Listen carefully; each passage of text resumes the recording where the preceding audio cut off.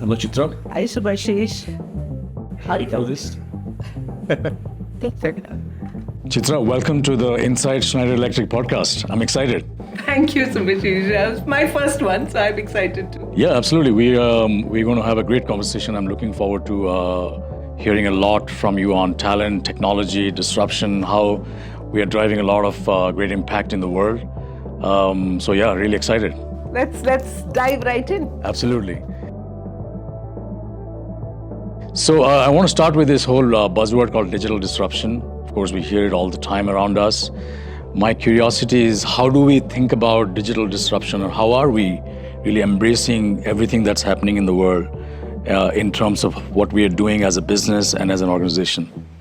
Now, if you look at the space that Schneider is in, we are in the energy business. And for this business, there are two trends that are very important. One is electrification and the second is digitization. And this is really core to what we do in Schneider, Right. these two trends. So let's talk about digitization and what it would mean. Energy is now so central to the development of countries, to economic growth, etc. And the demand for energy is at an all-time high. Yep. Also with the explosive demands that are coming from AI and other capabilities as well. That's right. Now, and there are two aspects to it. One is new energy that's getting created, but there is also how the energy is consumed, the demand management of the energy.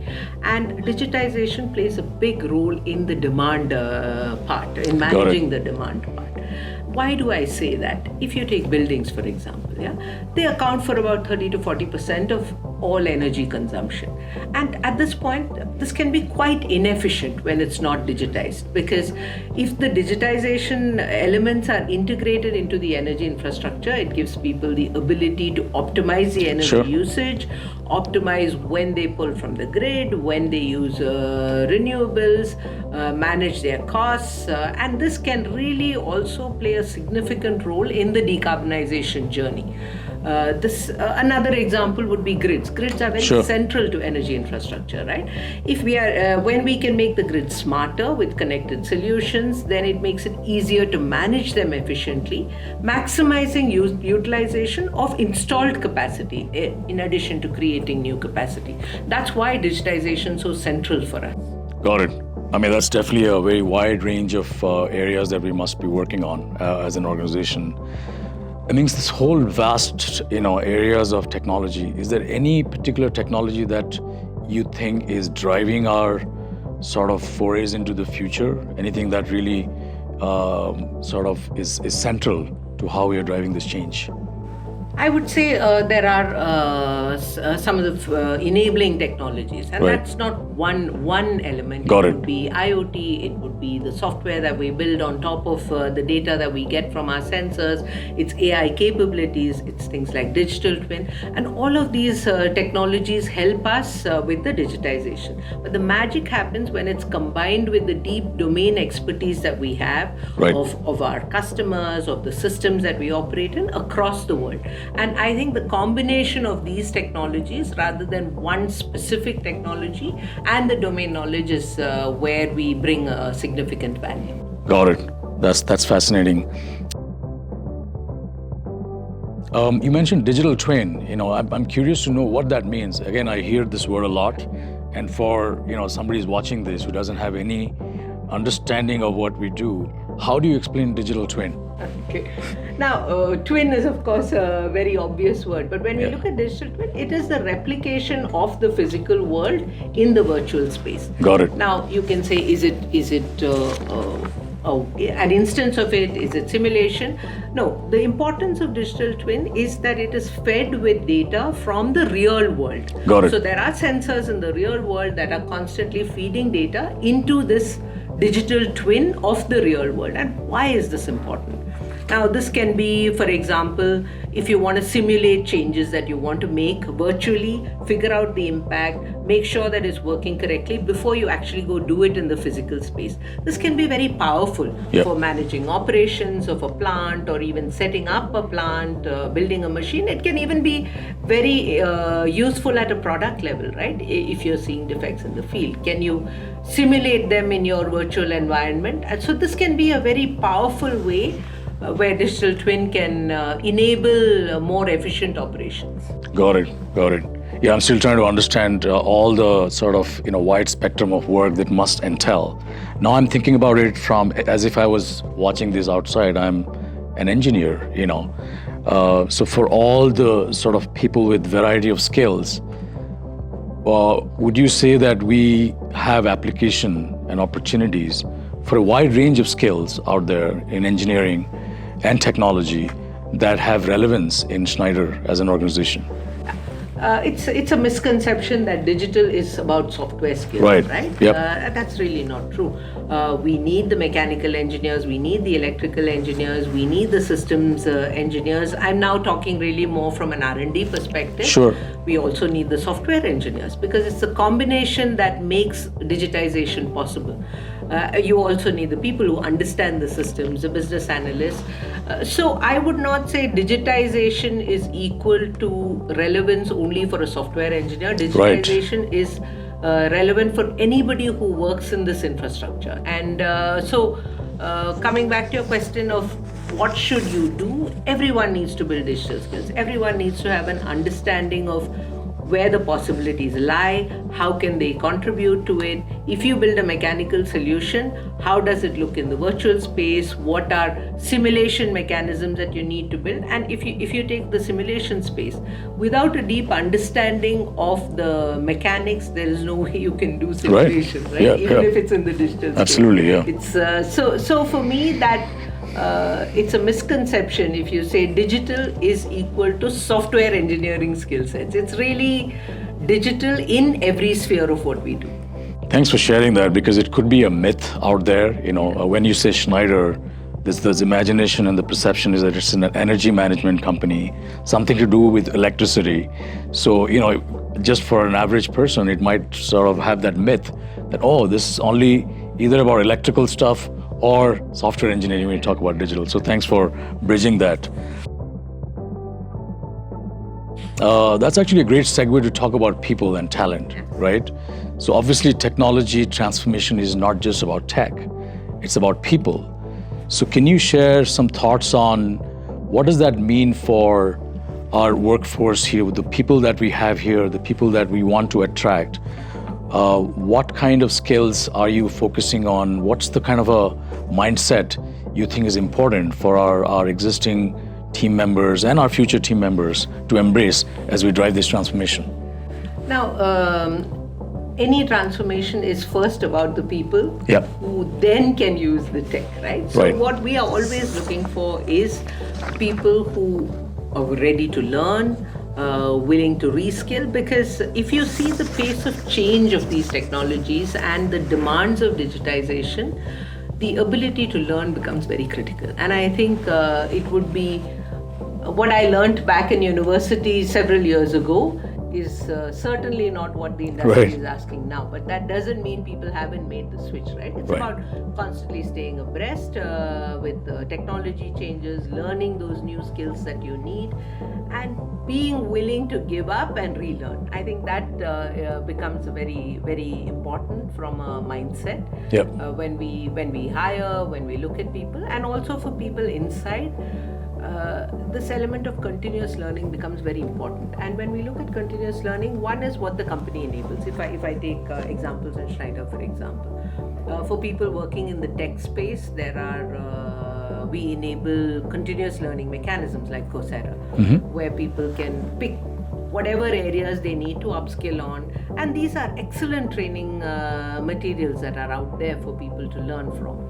We also, given all of the focus on data, AI, and how significant it is in the digitization space to have the skill set, we've also set up something called an AI and data school. And this has multiple modules, some of them basic for people who want to get a sense of what this means, some of them much more advanced for people who really are working in this space to build those solutions. And this helps our internal team members to be aware and upskilled as they would like. We also have a much more broad-based training plan, like we call it Digital Boost, because at the end, everybody is affected by digitization, right? Whether it's the person working on Sure. the line who's creating a report, or the engineer who's designing a product, or the data scientist who's processing the data, everyone's affected by Sure. this. So, and Digital Boost is sort of broad-based. It's a fun way for everybody to learn the benefits of the digital technologies they use and to upskill regularly and gradually. So these are all of ways in which we internally upskill, because at the end, if you look at the talent needs both internally and when we hire, we need people to feel that need to learn. Yep. It's you can't force somebody to learn. Sure. Right? So that mindset, I think, would be very, very critical, and it is always important, but probably given the pace of change in the digital space, more important now than ever before. Yeah, fascinating. I love the idea of digital boost. Couple of questions. What was the last digital boost you took? The percentage? No. Your own digital boost. Did you learn anything new? I did, especially on, for example, what we do doing in the e-commerce space and Got the it. solutions there. That's not something I use day to day. Got it. But it is something that I would use as a consumer, right? Right. And that was very interesting for me to learn. That's really cool. Yeah. I love that you are also taking time to learn things that you're not familiar with. And how about your organization? How are they learning? Do you feel like they're changing how they're learning, and what's the uptake on digital boost? I'm still intrigued by this word. The digital boost, of course, we've been in the digital teams, it's much more natural, Right. And I think the uptake has been very, very good. But coming to the broader question of learning within the team, all of these are available to everybody in the Yep. organization. And what we also encourage people is to, as far as possible, positively motivate, right? Sure. Highlight people who do this well, spotlight somebody who comes up with a creative way to learn. Yep. There are also very interesting sessions that are sometimes held by inviting sometimes people working in the software space. For example, the tools that we use, we invite leaders from there. We, in fact, once even had Microsoft come over. So the team from GitHub was there at this campus, sharing what we can do with GitHub Copilot, and that's always an engaging conversation. Yeah. People can learn on their own, but it's also great to learn from the experts in the industry and people who actually created these tools. And these are ways in which we can encourage learning. And at the end, I think for every individual, they owe it to themselves. Sure. To be aware of trends, be aware of what is out there, and to upskill themselves.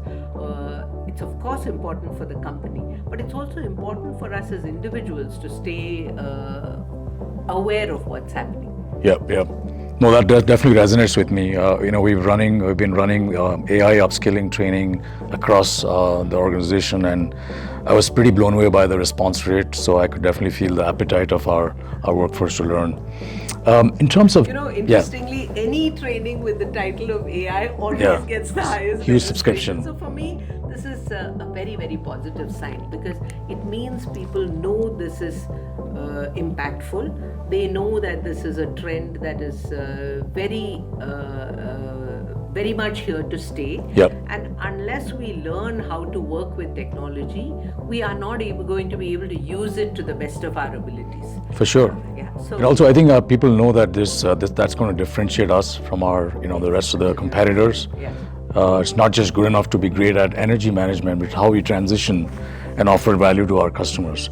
So Chitra, I'm curious to dig into this topic of folks moving around inside Schneider Electric, right? Even in a short period of time, I've watched people taking really radical change in their career path from unrelated, backgrounds.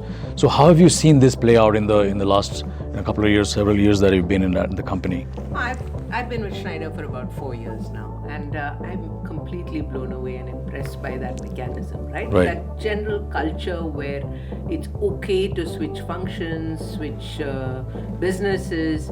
And I've seen, in fact, just last week I met a very interesting person who's moved from digital to procurement just to get the experience of sourcing. And this is only possible when there's comfortable environment created. Yep. And I've done it myself. I started off as leading R&D for India, and I now lead what we call digital engineering for all of Schneider.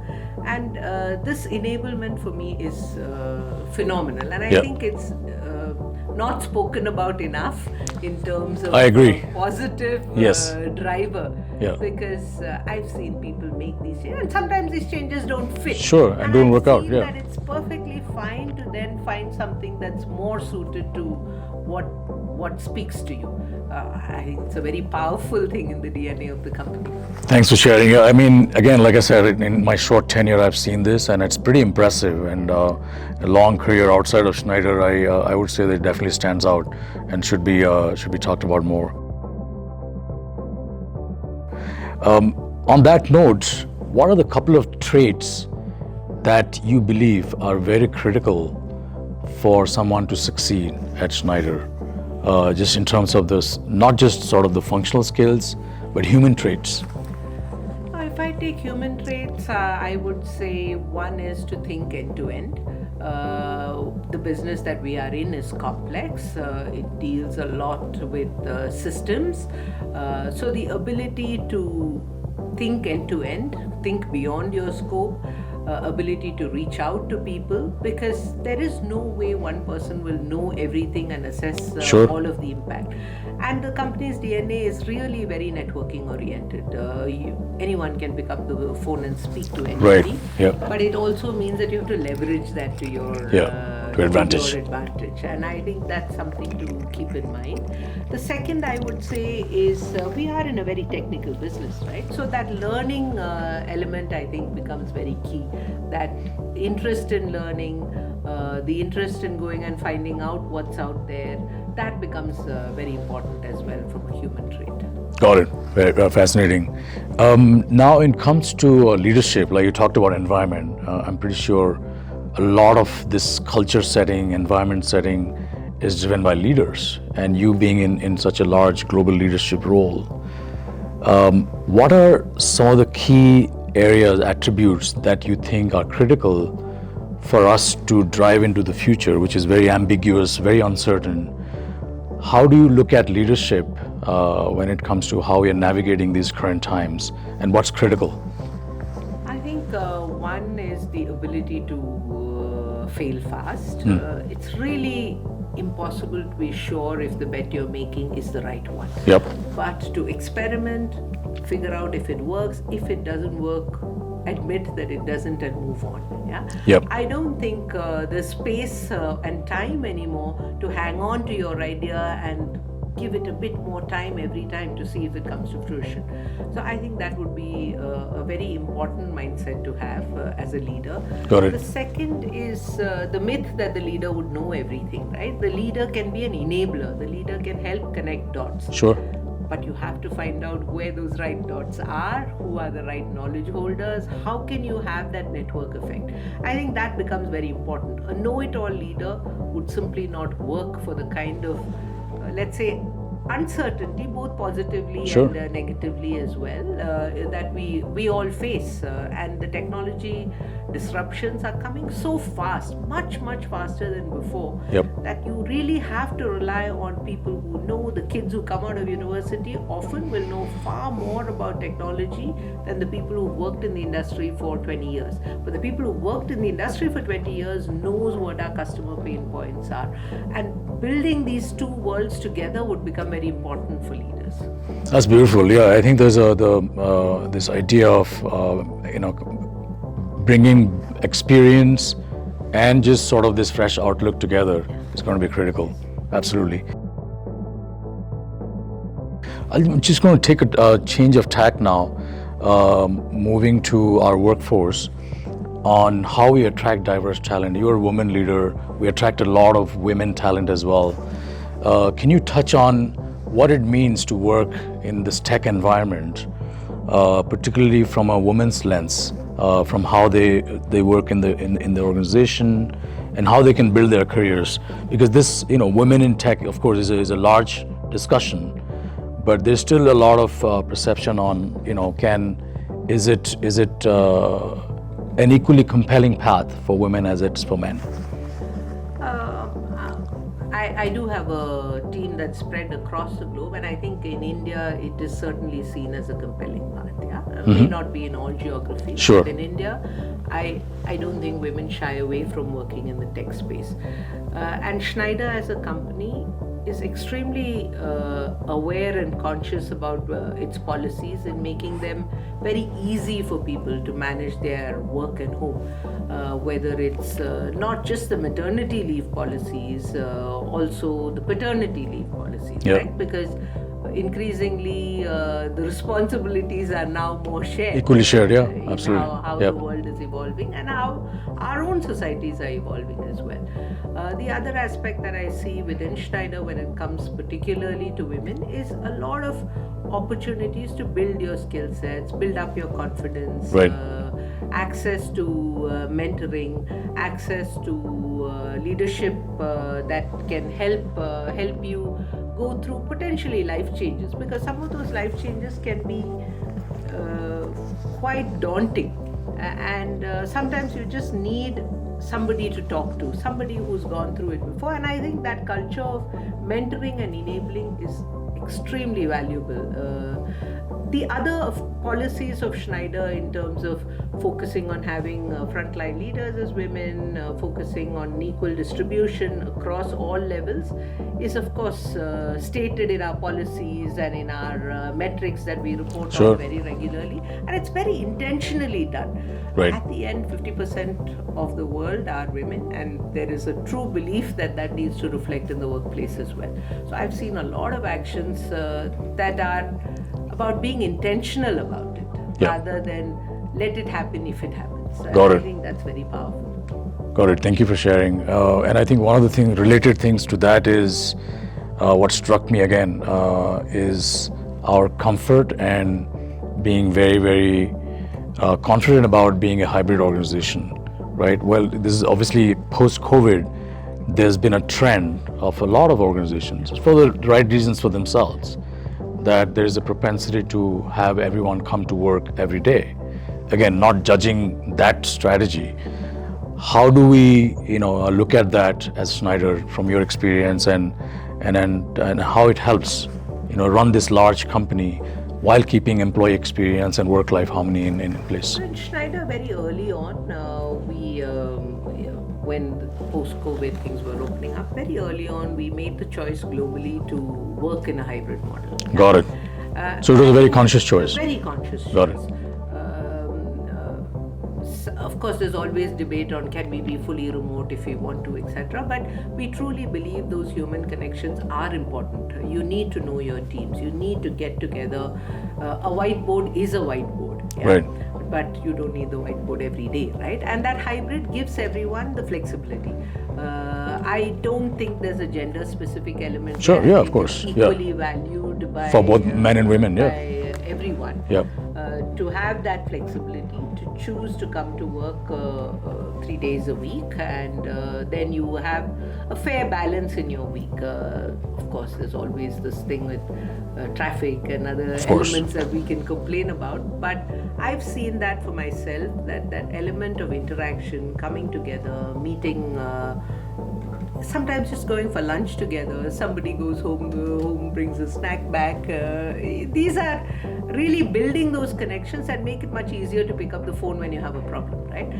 So for me, this hybrid model is really the way to go, and I very much value it. I appreciate having that flexibility as well, because I think it would be difficult to come back to office 5 days a week, every week Right. for people. And Yeah. this, in that sense, gives them that nice mix. Thank you for sharing that. I think it's a very important, again, as a relatively younger tenure in this company, it's a very refreshing approach.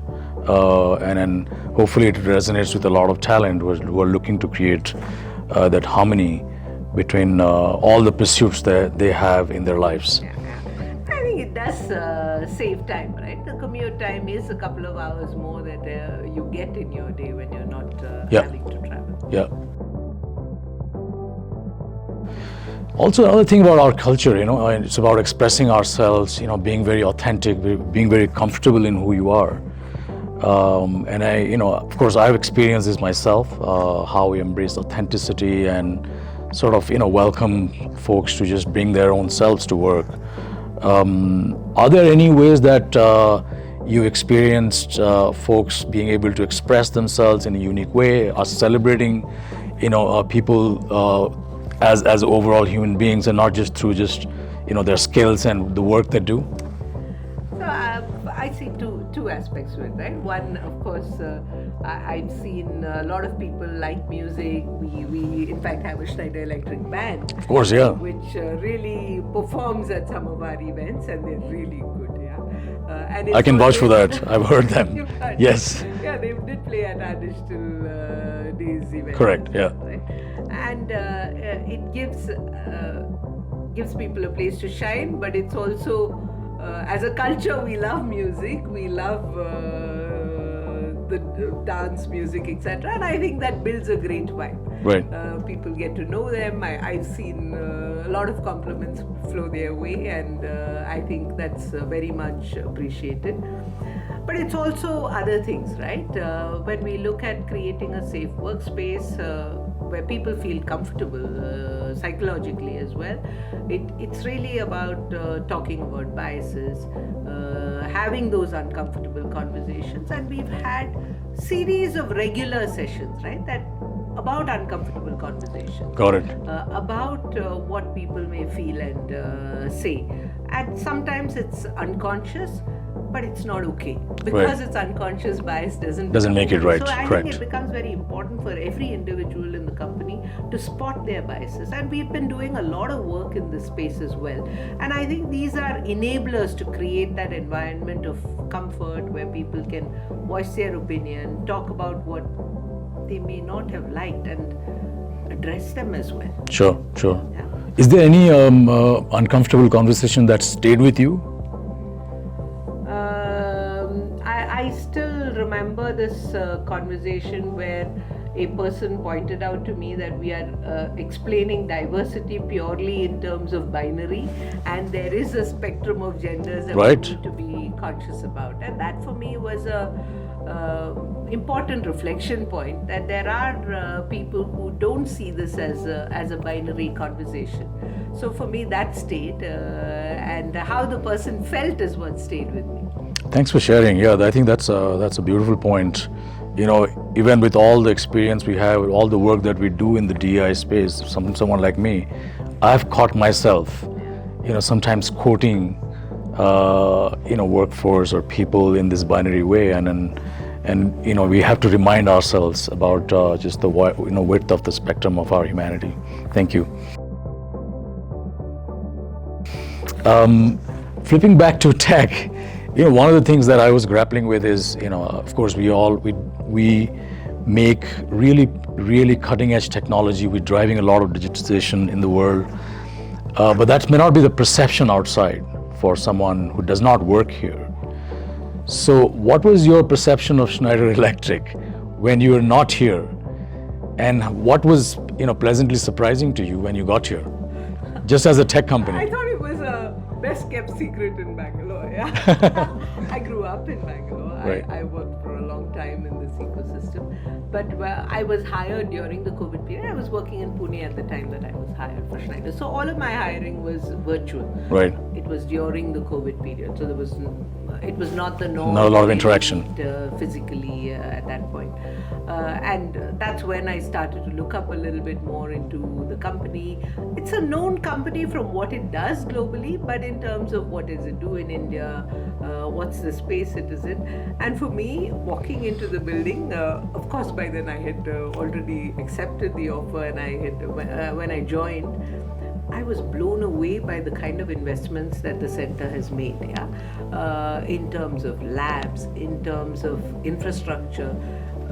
It's not just an office where people sit with laptops, right? We have extensive labs where we can do environmental tests, where you can even simulate, for example, an electric arc all of them. Yeah? Right. When we do all that here. All in of this, that yeah. in our campuses that are in Bangalore. Right. I was really blown away by the amount of investments that had happened in building up that infrastructure. And that's why I said it's a pretty well kept secret. Right. And it was very impressive for me when I came and that stayed to see the level of investments that Schneider has done in enabling R&D, in enabling digital to do the best that we can do. Got it. Thank you. Thanks for sharing. Yeah, I'm pretty sure that this helps a lot of folks who are watching this, change a little bit of, how they think about Schneider Electric, like you felt when you got here. I think it's the same with what we've done with our AI hub, right? Right. AI hub. When the company, already before generative AI hit the scene and everybody was talking about Right. AI, Schneider had already decided a few years back to set up an AI hub. And when we took that decision to set up the AI hub, we really chose a distributed model. India was a very important hub, France was a very important hub, and North America. Sure. And people were distributed across these locations and leadership across these locations. And then we went to a hub and spoke model. So this was the hub, and then we had the spokes in the businesses, Sure. etc. And I think that's also, for me, the way Schneider has always thought about, very much multi-hub, not looking at a centralized model, but to really build Not looking at it as like a headquarter and the rest of the world, right? And other centers, Yep. but really building up capabilities in 4 geographies. I mentioned 3, and the 4th one would be China. China, yep. Which are very important geographies for us, where we also have operations, we have factories, we have R&D, we have digital, and I think that's very powerful. Right. So talk a little bit more about the AI hub. We have a big presence of the AI hub here. Yes, we do. And the way we are set up is this is the hub that has the most technical knowledge, right? Because this is a new technology. Sure. And the reason that we've been able to really manage these changes of technologies very well is because we have that expertise, and we built that already. Like I said, already before generative AI hit the scene. Right. And this team has the deep expertise of data science, of the models that need to be built, how to build them, the tech behind it, and bringing them together with the businesses who know the customers, the use cases, where there could be value, and then jointly decide, does it make sense? Because it's easy to say AI can be done everywhere, but there are certain elements that need to be considered, right? Is there data that's available? Right. Data is ultimately That's the ultimate input, that for is sure. essential for Yes. an AI solution. Is that data accessible? Can we use it? Is it clean enough? Is the solution going to bring value? And is there a learning element to such a model? And bringing these tech expertise together with the domain expertise enables that conversation. Because if it's only the domain and you don't have that deep technical expertise, it becomes very difficult. And Right. that tech expertise is also very much there in Bangalore at our center. And these teams are solving problems not just for any part of the world, they're solving problems globally, right? Working with the global teams. Yes, Yeah. and we have 2 kinds of problems, right? We can have our own internal efficiencies. Yes. How can we use AI to enable our operations better?